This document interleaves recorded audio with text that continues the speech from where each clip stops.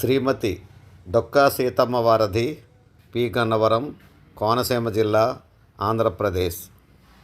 Sir Arthur Cotton మహాశయుడు 1859లో P. Gannavaram వద్ద ఆక్విడక్ట్ నిర్మాణం చేశారు. కారణం, వైనతేయ గోదావరిపాయ రాజోలు వద్ద ఉన్నది. బొబ్బర్లంక నుంచి వెళ్ళే కాలువలు రాజోలు వెళ్ళాలంటే గోదావరిపాయ అడ్డంగా ఉంది. అందుకని రాజోలు ప్రాంతం ఒక ఐలాండ్. నీరు లేకపోతే పంటలు పండవు. అందుకు వారు గోదావరి నదిపై ఒక ఆక్విడక్ట్ నిర్మించారు. ఆక్విడక్ట్ అంటే ఒక నీటి గొట్టం.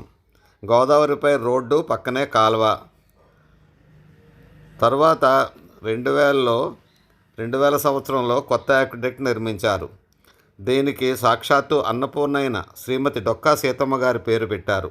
వారు బ్రిటిష్ కాలంలో 1841, 1909 మధ్యకాలంలో 40 సంవత్సరాల పాటు వారు పేదలకు, బాటసారులకు నిత్యాన్నదానం చేశారు.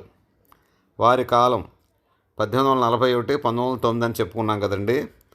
శ్రీ డొక్కా జోగన్న గారు ఈమె భర్త. గొప్ప వేదిక్ స్కాలర్ అండ్ ఫార్మర్ కూడా. వీరిది లంకల గన్నవరం.